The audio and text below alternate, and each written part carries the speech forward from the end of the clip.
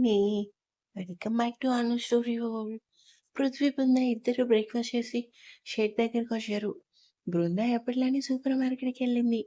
పృథ్వీ కూడా తన వర్క్‌లోనే మునిగాడు. ట్రాఫిక్ జామ్ ఉంటుందా? నందు విసుగ్గా విండో డోర్ బయటకు ఓపెన్ చేసింది. రోడ్ మీద ఒక వ్యక్తిని ఎవరో చితక్కొట్టడం. నందుకి ఎక్కడలేని కోపమొచ్చింది. ఏం మనుషులు వీళ్ళు? గొడవ జరుగుతున్నా ఏదో సినిమా చూస్తున్నారు కానీ ఎవరు ఆపరెందుకు అంటూ కారు దిగి కోపంగా గొడవ జరిగే ప్లేస్‌కొచ్చింది. కొడుతున్నవాడి చేతిని పట్టుకుని ఫోర్స్‌గా తన వైఫ్‌ని లాక్కొని చాచిపెట్టి ఒకటిచ్చింది నందు. చెంప మీద చేయేసుకొని నందు వైపు కోపంగా చూశాడు శివ. "నీకసలు బుద్ధుందా? ఎందుకలా పెద్దాయన్ని కొడుతున్నావు? నీకేం తెలీదు. ముందు మూసుకొని ఇక్కడి నుంచి వెళ్ళు." "ఏంటి వెళ్ళేది? అసలెందుకు కొడుతున్నావు?" అంతే కోపంగా అడిగింది నందు. శివ కోపంగా దెబ్బలు తిన్న వాడి చొక్కా పట్టుకుని, "సాయంత్రం కల్లా 30,00,000 ఇవ్వలేదు ఏం చేస్తానో తెలుసు కదా!" "లేదు సార్ తెచ్చేస్తాను. ప్లీజ్ ఇంక నన్ను వదిలేయండి. మీకు దండం పెడతాను." శివ కోపంగా వాడిని విసిరికొట్టి నందు వైపు కోపంగా చూశాడు. "రేయ్! ఎందుకు వాడిని అలా కొట్టావు? నీకు డబ్బులివ్వకపోతే పోలీస్ కంప్లెయింట్ ఇవ్వు. అంతేకాని వాడిని చచ్చిపోయేలా ఎందుకు కొట్టావు?" శివ కోపంగా నందు చేతులు పట్టుకొని పక్కకి తీసుకెళ్ళి, "అసలు నీ ప్రాబ్లమ్ ఏంటే? అసలెంత ధైర్యం నీకు నన్ను కొట్టిందే కాకుండా మళ్ళీ క్లాస్ పీకుతున్నావు? నా కళ్ళెదురుగా అన్యాయం జరిగితే నేనసలు ఊరుకోను. ఊరుకోకపోతే ఊరేగు.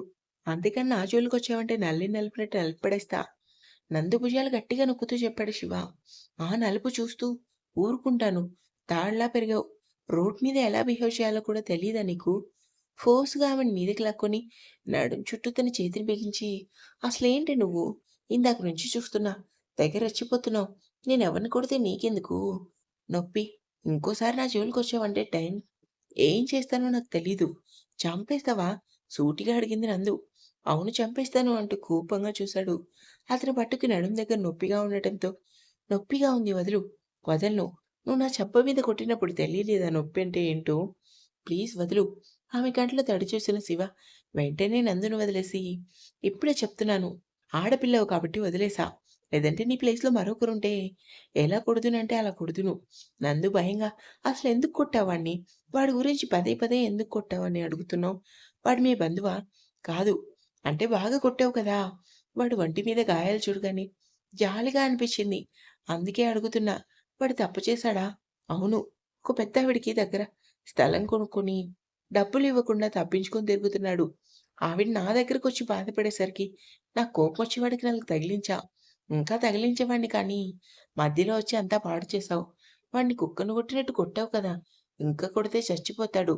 వాడప్పుడు నువ్వు పోలీస్ స్టేషన్‌లో ఉంటావు తెలుసా?" నందు దగ్గరకొచ్చి 2 చేతులు కట్టుకొని, "పోలీస్ స్టేషన్‌కి వెళ్ళటం రావటం నాకు కొత్త కాదు కానీ, నువ్వు మాత్రం నాతో జాగ్రత్తగా ఉండు. నేనసలే రౌడీని." నందు భయంగా గుటకలు మింగుతూ, "రౌడీవా? మరి నైట్ నన్ను డ్రాప్ చేసావు కదా! అప్పుడు నేనడిగితే రౌడీని కాదన్నావు." "అవునన్నాను." "అయితే ఏంటిప్పుడు?" "పెద్దొచ్చింది నా గురించి ఆరాలు తీయటానికి. పోయి పని చూసుకో నందు." ముఖం చూశాడు. పెద్ద పెద్ద కళ్ళతో తన్నే చూస్తున్న ఆమెను చూసేసరికి అతని కోపం ఇట్టే పోయింది. ఆమె కళ్ళలో ఏం మాయుందో తెలీదు కానీ, శివ అలానే రెప్పవేయటం మరిచి ఆమెను చూస్తూ ఉండిపోయాడు. నందు శివ దగ్గరికొచ్చి, "రౌడీవి కదా నువ్వు?" "ఆ! ఏదో ట్రాన్స్‌లో ఉండి చెప్పాడు. మంచి రౌడీలానే ఉన్నావు కానీ ఒకటి. నువ్వెందుకు రౌడీయిజం ఎంచుకున్నావో నాకు తెలీదు కానీ, ఆ రౌడీయిజం మంచికి మాత్రమే ఉపయోగించు." ఆమె మాటలకి సూటిగా ఆమె కళ్ళల్లో చూస్తూ, "ఎందుకు అలా అంటున్నావు? నీ ముఖం చూస్తుంటే నాకలానే అనిపిస్తుంది. మంచి చేయటానికి ఈ దారిని ఎంచుకున్నావు అవునా?"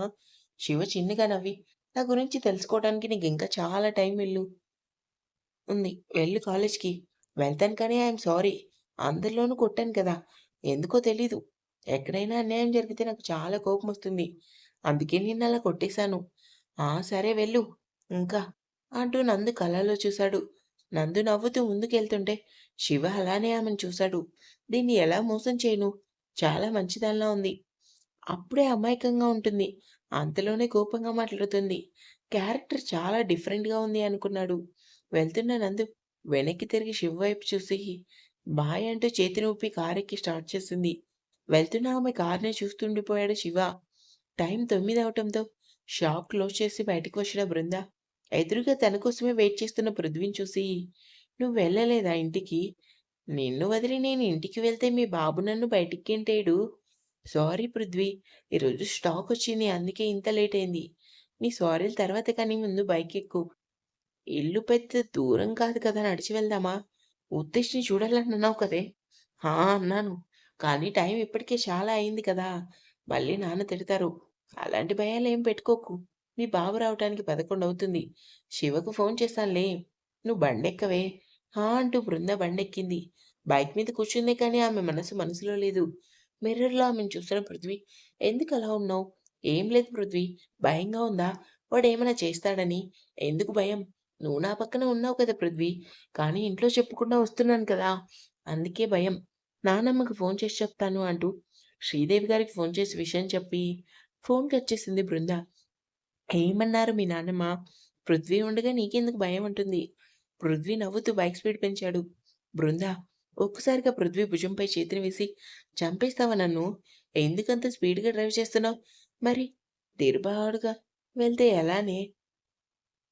అంటూ హాస్పిటల్ ముందు బైకెప్పి, "ఆ! దిగు. నాకు భయంగా ఉంది పృథ్వీ. ఒసేయ్ కొట్టానంటే మంచిని అడగవు.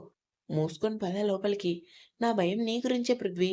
నువ్వే వాడిని కొట్టించావని తెలిస్తే వాడు నిన్ను ఏమైనా చేస్తాడని భయం. ఎన్ని సార్లు చెప్పానే సీలి సాక్కసి. నాకేం కాదు పదవే" అంటూ ఆమె చేతులు పట్టుకొని రిసెప్షన్ దగ్గరికెళ్ళి ఉత్తేజ్ కోసం డీటెయిల్స్ తీసుకొని ఉత్తేజ్ రూమ్‌కెళ్ళాడు. నొప్పితో నిద్ర పట్టక బాధపడుతున్నాడు ఉత్తేజ్. లోపలికొచ్చిన పృథ్వీ బృందా భుజం చుట్టూ చేయి వేసి దగ్గరికి లాక్కొని, ఎలా ఉంది? మీకు ఉత్తేజ్ గారు బావున్నారా? ఉత్తేజ్ కోపంగా చూస్తూ, రేయ్ నాకు తెలుసురా! అంతా నువ్వే చేశావని. దానికోసం నువ్వు నన్ను చేతకాని వాడిలా మార్చేశావు కానీ, గుర్తుంచుకో నువ్వు ఎవరి కోసమైతే నన్ను ఇలా చేశావో, అది మాత్రం నీకు దక్కదు. బృంద అలానే కోపంగా చూసింది. నువ్వు పృథ్వీని ఏం చేయలేవు ఉత్తేజ్. ఇన్ని రోజులు మీ చెల్లికి భయపడి నేను మా నాన్నకి నీ గురించి చెప్పలేదు కానీ, ఏమాత్రం చెప్పినా నిన్నిక్కడికిక్కడే ముక్కలు ముక్కలుగా నరికి పడేస్తాడు. వాడు నీ పక్కనుంటే చాలు. తెగ రెచ్చిపోతున్నావు కానీ గుర్తుపెట్టుకో.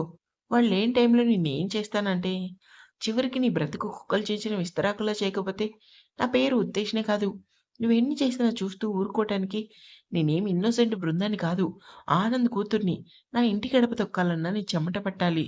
ఎందుకో ఆమెలో సడెన్‌గా కోపం, బాధ 2 పెరిగిపోయాయి. పృథ్వీ బృంద ఫీలింగ్స్‌ని అబ్జర్వ్ చేస్తూనే ఉన్నాడు. చాలింక. ఇంకోసారి మీ చెల్లిని చూసుకొని మా ఇంటికొచ్చి ఎగిరెగిరి పడ్డావంటే కుక్కను కొట్టినట్టు కొడతాను. పృథ్వీ నవ్వుతూ 2 కనుబొమ్మలు ఎగరేసి, కూల్ రా కసి. ఎందుకు బీపీ తెచ్చుకుంటావు? వాడింక నిన్నేం చేయలేడు. పద ఇక్కడే ఉంటే టైం వేస్ట్ అని బృందాన్ని బయటికి పంపి కోపంగా ఉత్తేజ్ దగ్గరకొచ్చి, చంపలేదు. చంపకుండా వదిలేసానని సంతోషపడకు. ఏదో ఒక రోజు నిన్ను చంపేస్తాను కానీ, బృంద జోలికి మాత్రం రాకు. లేదంటే కాల్చి పడేస్తాను.